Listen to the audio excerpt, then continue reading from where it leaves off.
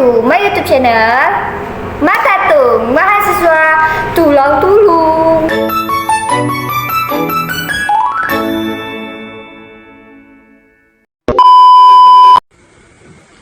Assalamualaikum warahmatullahi wabarakatuh. Perkenalkan, nama saya Sandi. Baiklah semuanya, selamat datang di channel ini. Di video kali ini kita akan membahas konsep yang sangat penting dalam ekonomi, namun sering kurang dipahami, stabilitas mikroekonomi. Mengapa penting dan bagaimana kebijakan mempengaruhi? Yuk kita mulai.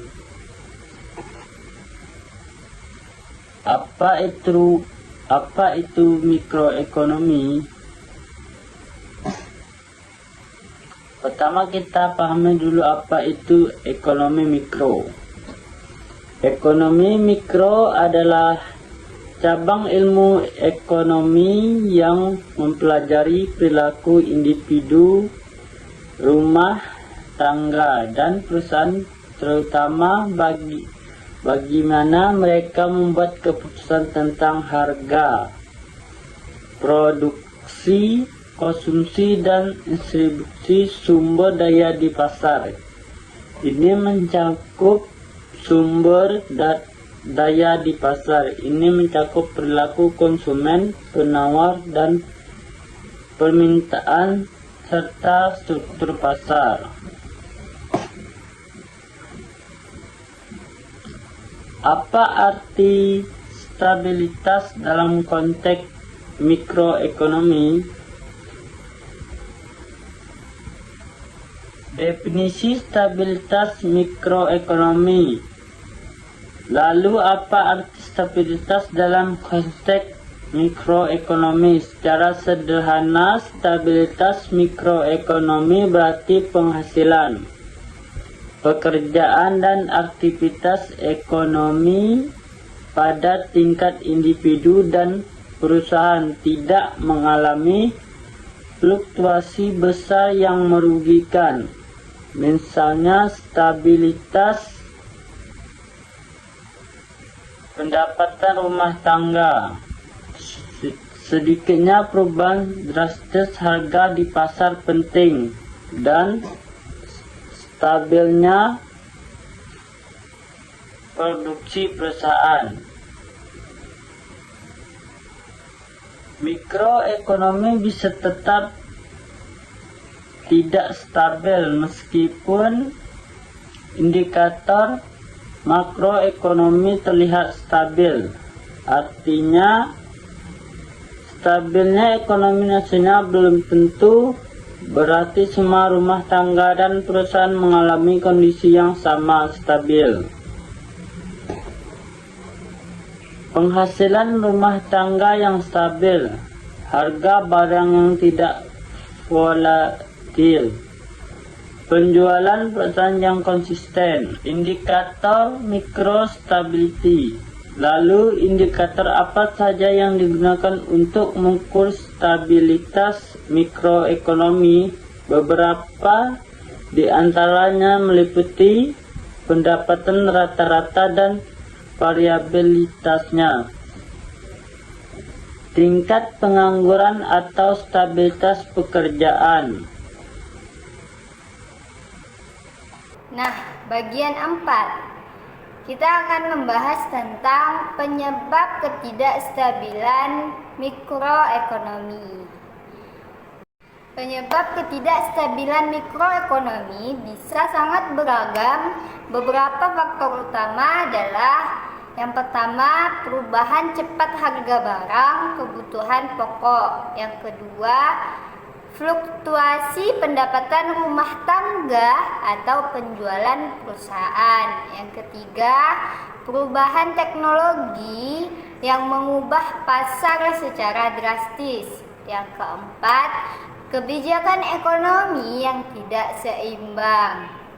Beberapa kebijakan yang fokus hanya pada pertumbuhan makro, misalnya suku bunga rendah secara terus-menerus tanpa dukungan sosial, justru bisa meningkatkan ketidakpastian bagi kelompok tertentu seperti pekerja ataupun usaha kecil. Selanjutnya kita akan membahas tentang kebijakan dan stabilitas mikroekonomi.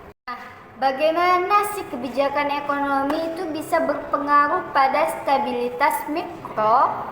Kebijakan fiskal dan moneter dapat berdampak langsung pada pendapatan individu dan stabilitas pasar kerja.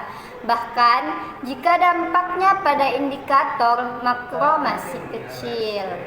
Eksperimen OECD menunjukkan bahwa perubahan kebijakan seperti pengurangan tarif pajak progresif atau pengurangan bantuan sosial dapat meningkatkan pertumbuhan, tetapi juga meningkatkan ketidakstabilan mikro bagi kelompok tertentu. Nah, kita akan membahas nih studi kasus atau contoh.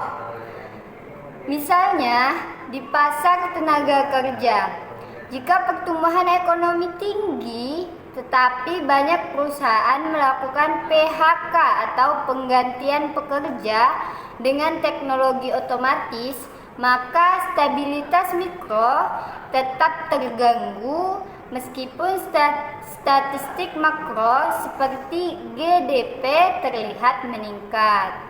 Nah, hal ini menegaskan bahwa stabilitas ekonomi tidak hanya soal angka besar, tetapi kualitas hidup individu dan rumah tangga. Nah, kesimpulannya adalah stabilitas mikroekonomi adalah kondisi di mana aktivitas ekonomi pada tingkat individu dan perusahaan berjalan tanpa fluktuasi besar yang merugikan. Ini sangat penting karena berdampak langsung pada kesejahteraan rumah tangga dan produktivitas usaha.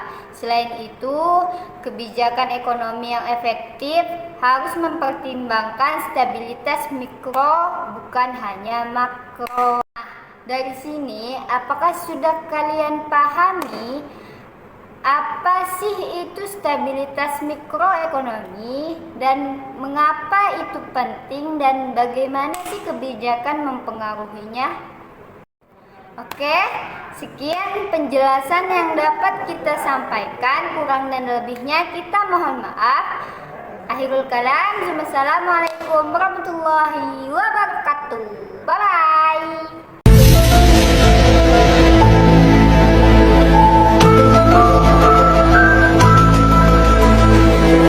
Oke. Jika kalian suka video ini, jangan lupa share sebanyak-banyaknya dan like, komen di bawah ini, serta jangan lupa di subscribe jika menurut kalian video-video kami bermanfaat. Oh my god! Wow! Oke.